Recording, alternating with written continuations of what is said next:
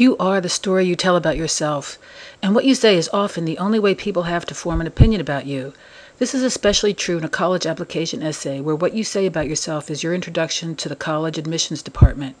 You want to tell them who you are in a way that's genuine, true, and most importantly, interesting, so they want to know more about you in an interview and hopefully admit you to their school.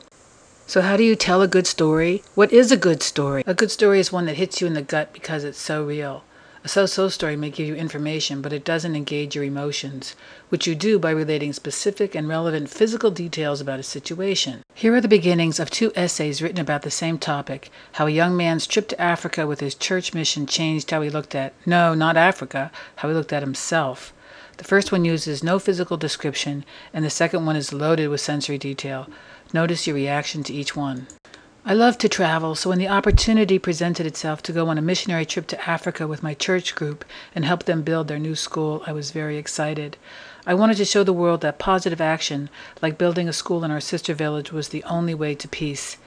Little did I know that the villagers were on the verge of civil war and had other things on their mind. That's number one. The information is there. You know that the writer is on a church mission trip to Africa, but it's dry. Now listen to this one. When we landed in Lagos, the pilot's scratchy voice on the intercom told us the airport was under siege by rebels.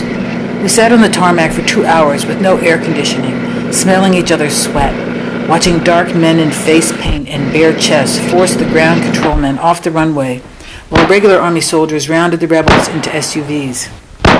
We heard the sharp crack of gunfire. A stewardess wearing a yard of yellow material around her head and a turban came down the aisle offering snacks to distract the passengers. Kiwi fruit, which was already rotten and sour.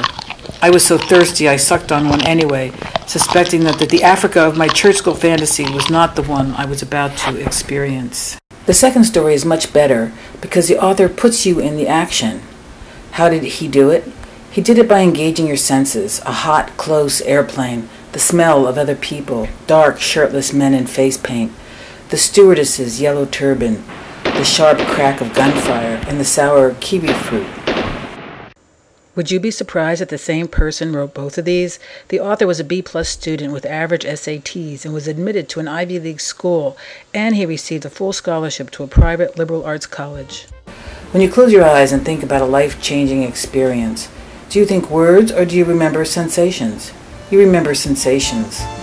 When I challenged this young man to tap into sensory memories, he was able to write a compelling story about his experience.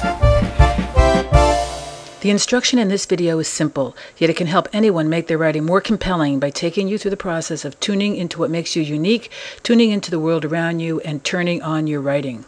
And here's an advertisement for the G word. When you're writing about the physical world and how you perceive it, and what a specific sensation means to the story you are telling, there's a bonus. Your grammar improves. Your grammar improves because you want people to experience what you've experienced. And to do that, you will find yourself being more precise. And to be precise, you pay attention to grammar. We'll talk more about that later. Before we dive into the sensory world and talk about how to make your story compelling, let's address the most important question of all. What am I going to write about? In the college application essay, what you are writing about is you, of course, but what is the part of you that captures what is unique about you, what you are passionate about? The first thing to do is to throw away your outline. Writing is a process, and by that I mean it is only when you start writing that you find out what it is you have to say. Here's an example of a woman who found her story only after she started writing. Betty wanted to write about her relationship with her mother. She came to my office and she talked for a couple of hours about her mother in the vaguest terms. I don't think she even told me what she looked like or her personality, so I gave her some assignments. 1. Think about her mother, then forget about her and write non-stop about anything without editing for 15 minutes a day. And 2, write specific incidents that came to her mind about her mother. Not she was nice or she wasn't nice, but real incidents. Did she put curlers in her hair? Her mother at holidays. Did she like to cook, to drink? Her mother getting dressed to go out. And she went home and we agreed to meet again in a couple of days. Betty did her exercises, and when she came, we didn't even exchange pleasantries. As soon as I opened the door, she started talking. Words just tumbled out of her mouth. When she started to write, she said, instead of writing about her mother, she started to write about her son Jonah. Betty and Jonah's father divorced soon after Jonah was born. He was a musician, a bass player, and left one of his stand-up basses in their living room.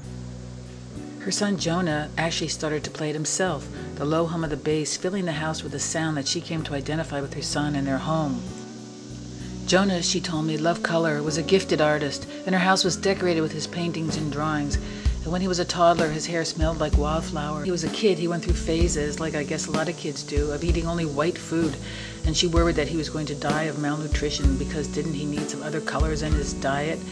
And a phase of wearing pink Converse sneakers. She worried, did that mean anything, even though he played on his high school basketball team in those pink sneakers? And then worrying about how to come to grips with the fact that her son might be gay. And was she responsible for it? And was that even the right way to talk about it, to think about it? And the more she talked about Jonah in this vivid detail, I felt Jonah come to life as a character. And more than that, because everything you write is ultimately about yourself, no matter whose story you're trying to tell, I began to feel what it was like to be Jonah's mother, and that was the story she wanted to write. The first step is to just dive in. Just start writing about whatever part of your life you want to write about, without an internal censor, without your inner editor telling you your grammar isn't good, your punctuation isn't good, you'll get in trouble if you say this, or you'll reveal something shameful about yourself or someone else. Just write and write and write, and before long, like my client, what you have to say, what you are passionate about, will come jumping out at you. Your first exercise then is to get a notebook and a pen, or open a folder in your computer and write for 15 minutes every morning. If you need to write for a specific task, say you're responding to a question on a college application, read the question before you start, but don't seek to answer the question specifically as you write. Just write.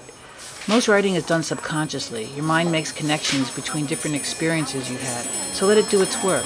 Let your mind make connections, and you take dictation. It makes me cry. Here it is. I am going to take you through an example of a very common college application question, and the question is this. Evaluate a significant experience or achievement that has special meaning to you. This question is from a Harvard application. Now this may seem overwhelming at first, but think about the first job of the writer. The first job you have is to decide who your audience is and what they want.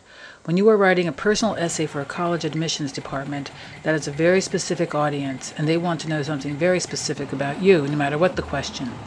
First of all, they want to know that you are interested in the world around you, because in college you will be exposed to people from all over the world, and you will be exposed to areas of studies that you think you have no interest in.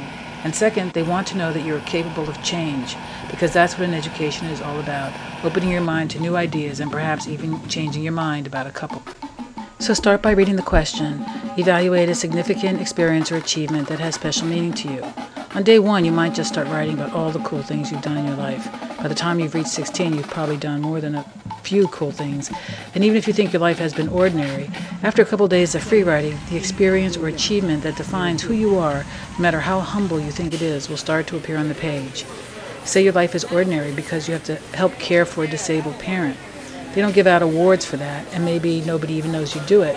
But after you start writing, that will come out as probably a significant factor in your life and worth noting, and you will be able to fill pages with specific incidents which will form the backbone of your essay. So just start writing without rhyme or reason or any logic to your writing whatsoever.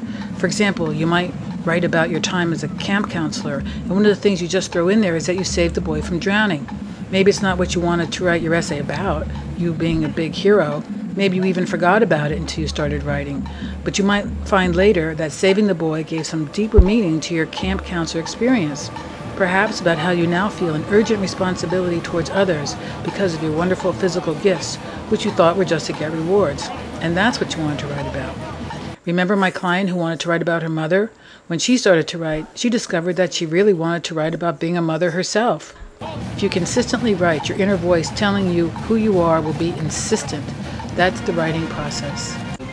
At the end of the week, you will know what you want to write about. Your experience can be as world-changing as making the Olympic gymnastic team, as world-expanding as befriending the class outcast, as private as helping your autistic brother get through the day, or even finally passing algebra or standing up to the mean girls.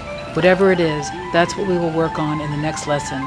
We will take your experience and figure out using specific sensory detail what this experience means to you as an individual, much like the author of the second essay in this video did, and then make it come to life so that people reading your essay in the college admissions department will find it as exciting and unique as you are.